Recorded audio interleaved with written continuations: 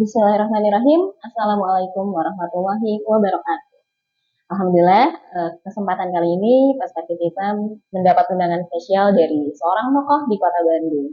Siapakah beliau? Mari kita sambut dengan meriah gitu nih.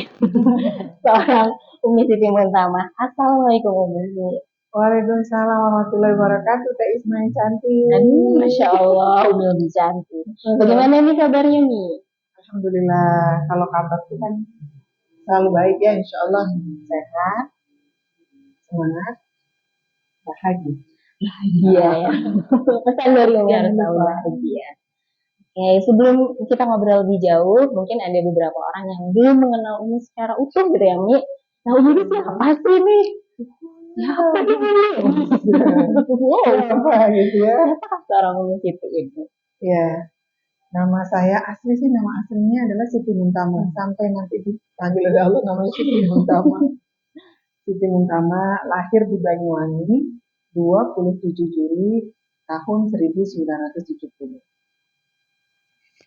Oke, di Bandung tuh kan yang kita tahu gitu sebelumnya Umi tuh sebagai istri seorang wali kota. Selain itu apa lagi nih? Kayaknya kan sibuk banget Umi nih. Memang makna rangkong ya.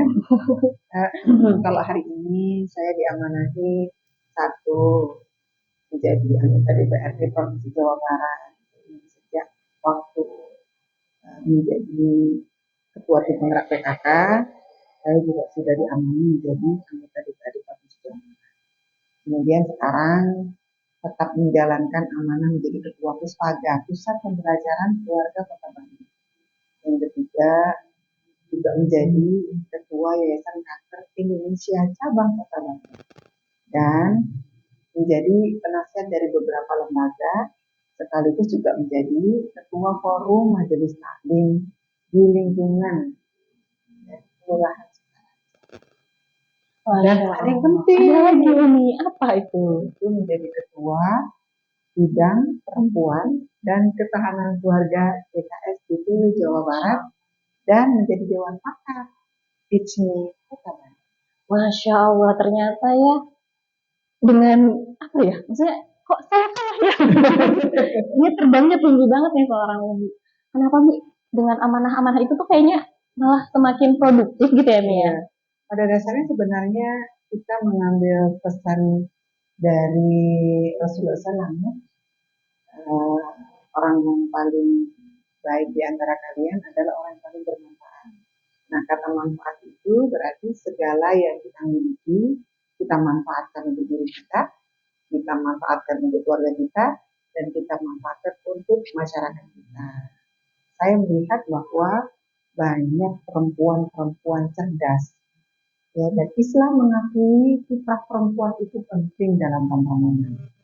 Dan antara laki-laki dan perempuan dalam memberikan kontribusi positif dalam pembangunan itu adalah sudah terakui, yaitu bahwa ketika kita memiliki talent, memiliki skill, yang kemudian talent dan skill itu ketika diolah mampu memberikan solusi-solusi baik buat orang banyak, saya pikir pemanfaatan itu harus ditumbuh. Dan itu salah satunya adalah saya sendiri juga mencoba untuk memiliki sebuah moto do the best, lakukan yang terbaik. Jadi semua potensi yang kita miliki kita persembahkan untuk negeri tercinta Indonesia. Masya Allah, benar-benar bakti untuk negeri. Nah ini ada yang menarik nih. Umi kan dulu menjadi seorang anggota legislatif ketika masih jadi istri wali kota ya Mi. Kok bisa sih punya keyakinan terjun ke dunia politik dengan jadwal yang udah lebih padat gitu? Kalau waktu zamannya ada almarhum Mang Ode, itu lebih banyak sebenarnya, ada 11 organisasi yang saya pegang. Kemudian menjadi anggota dewan, ditambah juga menjadi fungsionaris partai. Saya pikir ada satu kata kunci yang harus kita pegang, bahwa amanah itu dititipkan karena kita mampu. La yukallifullahu nafsan illa wus'aha. Karena mampu berarti bisa. Tapi dengan catatan supaya kita bisa menjalankannya semuanya dengan baik, jangan lupa bahagia. Iya, jangan lupa bahagia. Jadi waktu nemenin Mak Odo itu harus bahagia gitu.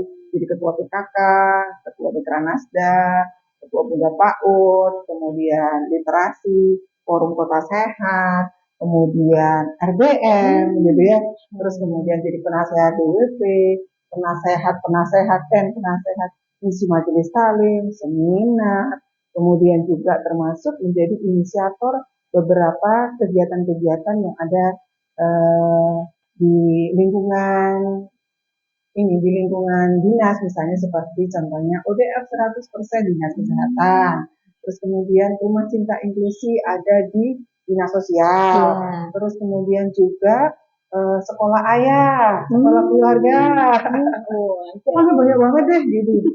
Ide itu Masya Allah ya, ketika disampaikan, ketika ide itu mampu direalisasikan, yang terpenting adalah bahwa ketika kita punya ide bukan hanya ya pokoknya saya pengen gini enggak, tapi ide-ide itu kita mampu merealisasikan dan mampu mengkoordinasikan, mampu mengkolaborasikan dan sampai bisa dirasakan penting dan benar serta bermanfaat untuk masyarakat. Contohnya misalnya, waktu itu saya minta kita membuat sebuah gerakan ODF 100%. Apa itu ODF 100%? Open Defecation Free 100%. Karena kita melihat kota Bandung itu adalah kota yang kotor. Kenapa kotor? BAB suka dibuang ke selokan sama kali. Waktu itu akhirnya kita buat gerakan gimana kalau punya jamban sehat di setiap keluarga. Gampang kan? Tapi memang ada berapa? 865.000 keluarga. Dan baru 6 kelurahan yang free. Itu artinya tidak dibuang di selokan sama sungai. Wah, waktu itu dipincir lah ya. Saya pincir kurang lebih ada mungkin 3-4 bulan. Insya Allah itu kita bisa naik dari 6 kelurahan jadi 97 kelurahan. Kan keren. Contohnya. Terus kemudian itu satu kota Bandung itu kan orang datang ke Bandung itu senang ya karena bersih ya. Tapi waktu itu kita lihat kota Bandung itu memiliki lokonya. Ya udah sama-sama kita ketahui kita mau jadi wali kota maupun jadi wali kota, kita punya gerakan kantisman, kurangi, pisahkan, manfaatkan. Wah itu teh keren banget. Ditambah dengan bersih-bersih. Jadi saya waktu itu buat bisnya bersih. Beres. Itu jilid 1, jilid 2, jilid 3. Jilid 1-nya bersih-bersih alun-alun. Jilid 2-nya seluruh seluruh kota Bandung itu kurang lebih ada 256.000 orang ikut. Wah, keren kan? Masya Allah, keren banget nih. Keren banget pokoknya. Sampai kemudian kita dapat penghargaan lah ya. Saya juga senang sekali karena banyak anak-anak muda yang terlibat, kurang lebih ada berapa orang ya, sampai lebih dari 111 organisasi anak muda bergabung. Wah itu kayaknya keren banget ya. Iya ini. Biasa mama ayo kita ajak makan, kita ajak ngobrol, kita ajak berkolaborasi dan mereka mau. Terus kemudian saya juga waktu itu melihat karena di kota Bandung itu banyak pemasungan dalam tanda petik.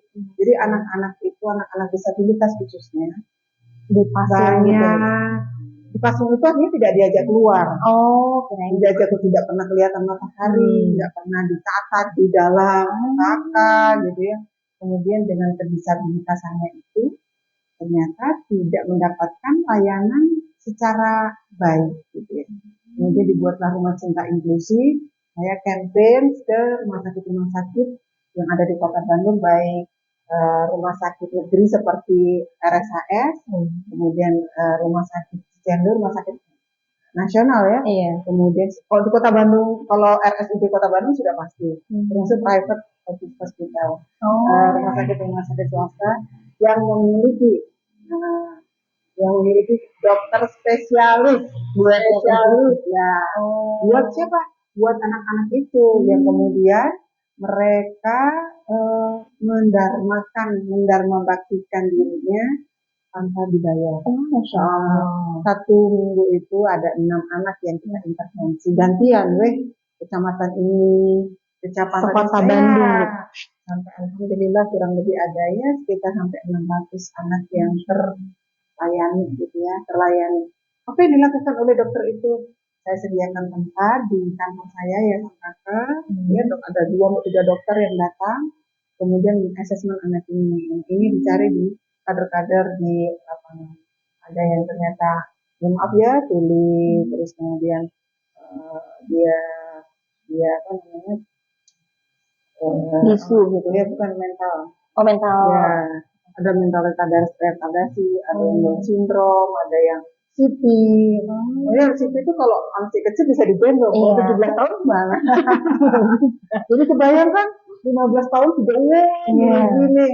Akhirnya satu-satu diurai gitu ya sama dokternya. Oh ya, dan itu dirujuk ke rumah sakit mereka. Ada rumah sakit Hermina, ada yang ke Cicendo, ada yang ke Santosa, ada yang ke RSAS, semuanya free.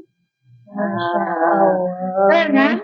Dari situ kemudian Umi Siti mendapatkan penghargaan macam-macam. Gitu, macam-macam deh. Penghargaan di tingkat nasional, kemudian di tingkat internasional juga ada. Dan ini Yayasan Kanker yang saya pimpin itu bekerja sama dengan Singapura dan sudah masuk ke ini City Cancer Challenge.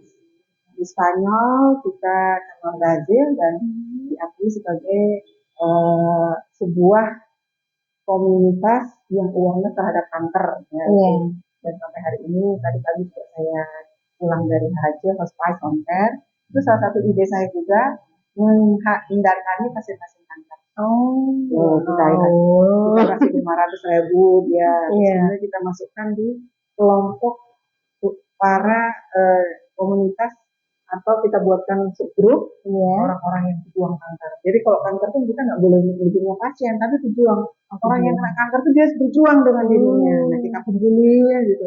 Alhamdulillah kita sudah mengintervensi lebih dari 300 orang.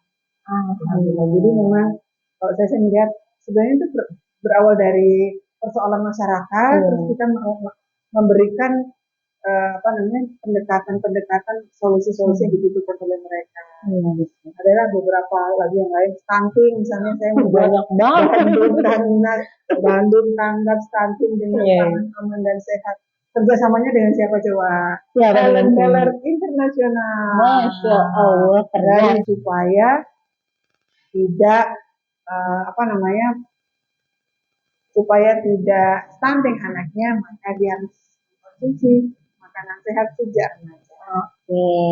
Kalau ibu hamil dan diberikan ASI, sampai saya membuat juga peraturan wali kota untuk jurusan ASI dan menyusui. Pokoknya asik deh. Aduh, intinya kiprahnya. Jadi menariknya di sini ya kan kita sebenarnya banyak diskusinya tentang politiknya ya, Umi.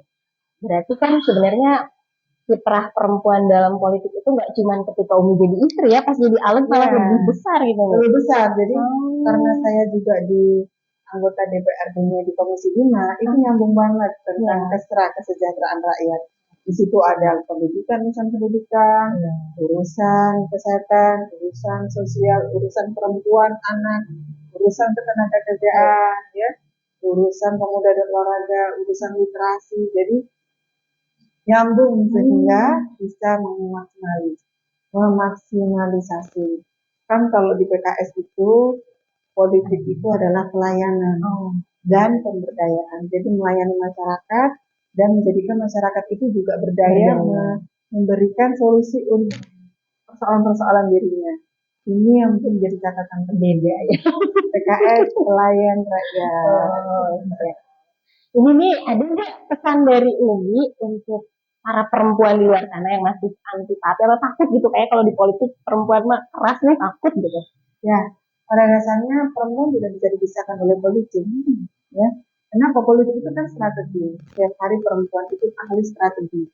Mulai dari bangun tidur sampai tidur kembali. Mulai dari urusan dapur sampai urusan di luar rumah ini. Dan tidak perlu a priori, karena politik itu bagaimana mindset kita membangunnya. Jangan pernah takut. Separuh dari jumlah masyarakat ini adalah perempuan. Ketika perempuan ini banyak yang sadar pentingnya hadir, ya, mensukseskan regulasi politik di negeri ini untuk mencapai sebuah perubahan yang baik, saya sangat yakin bahwa bukan hanya kehidupan perempuan itu sendiri, tetapi keluarganya dan masyarakatnya insya Allah bisa teradvokasi secara baik. Oke, terima kasih ini. Sekaligus closing statement atau sudah cukup? Ya, closing statement-nya adalah hari berpartisipasi untuk pemilu 2024, tepatnya tanggal 14 Februari. Ajak semua anggota keluarga yang sudah mendapatkan hak pilih dan pastikan seluruh anggota masyarakat, terutama emak-emak, untuk menjadi pemilih yang cerdas. Oke. Terima kasih Umi atas kesempatannya. Seneng banget dengar cerita Umi nih. Jadi ada apa ya, semangat untuk para perempuan muda terutama supaya berani berkiprah di politik, terus mengembangkan diri, dan kalau pesan ini jangan lupa bahagia. Ya, terakhir dari saya, kembali lagi kepada setiap perempuan, jangan lupa untuk memaksimalkan potensi diri kita, terutama dalam hal-hal yang bersifat sentral seperti di dunia politik. Terima kasih. Assalamualaikum warahmatullahi wabarakatuh. Waalaikumsalam warahmatullahi wabarakatuh. Yes. Yes.